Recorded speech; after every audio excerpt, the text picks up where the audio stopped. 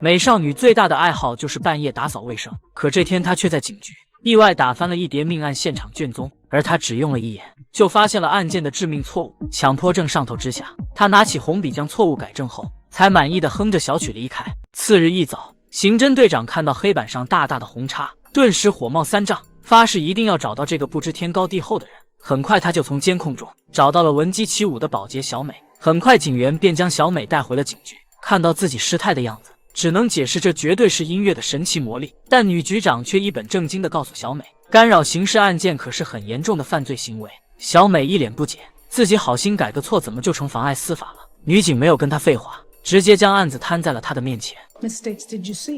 小美指着照片说，死者胸部中弹，死在家中。警方错误地认为不见踪影的妻子就是畏罪潜逃的凶手，但是从现场的细节不难看出，屋子的主人有很严重的强迫症，不管是沙发的抱枕还是陈列柜里的物件，都摆得整整齐齐，十分规律。像这种严重的强迫症患者，怎么能忍受窗帘不绑束带？因此很有可能束带是被人挪为他用了。而椅子腿上沾有毛发，明显是胶带撕扯后留下的痕迹。从这些痕迹不难推断出，有人被窗帘束带绑住双手，并用胶带固定在了椅子上。死者手腕上并未发现束缚痕迹，这就说明被绑在椅子上的人很有可能是妻子。丈夫被杀，妻子被绑，也就说明现场还有不为人知的第三人的存在。就是看到如此明显的错误，小美才忍不住做了修改。这番有理有据的分析，把一旁刑侦队长的 CPU 都给干冒烟了。这样的人才怎么能轻易放走？随后警方重新调查监控后发现，果然在监控中发现了一名女性。由于一切都还需要证实，小美最终还是难逃被关押的命运。警方根据小美的分析，发现在案发前30分钟，一名亚裔女孩出现在门口。女孩几个月前起诉自己老板猥亵，最终败诉，老板被无罪释放。而死者妻子刚好就是老板的律师，愤愤不平的女孩迁怒律师，因此还向律师发过威胁邮件。看到监控的女孩彻底傻了眼，案发那天她明明就在家里，哪也没去，监控里的人到底是谁啊？就在警方要把女孩定为嫌疑人之时，被释放的小美路过时再次发现了问题。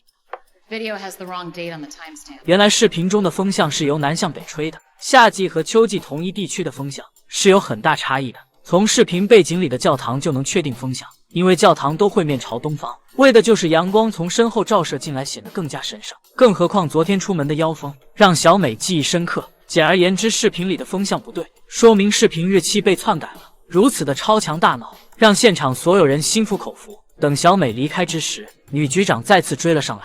局长十分好奇，小美这些知识储备都是从哪来的？原来小美最大的爱好就是看纪录片，再加上一天只需要休息1-2个小时，才有了这超高的智商。其实小美自己也不是很清楚，大概知道有个专业术语叫做高度潜力，因此她一看到错误就想要纠正，根本没办法跟普通人共事，因此才只能当个深夜清洁工。她刚走出警局大门就和老公吵了起来，一旁的警察直盯着他们看，暴脾气的小美瞬间暴怒，质问两人看什么看？警员在自己地盘哪肯吃亏，直接回怼过去。小美瞬间脾气上来，轮着包二话不说就是干。于是还没出狱5分钟，小美就喜提2进宫。还好女局长欣赏小美才华，没有难为她就将她放了。刚出警局的小美就看到一旁抑郁的小女孩，得知她便是受害者的女儿。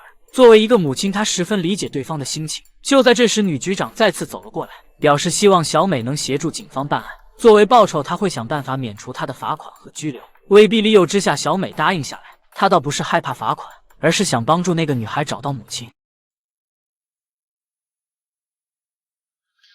You got it.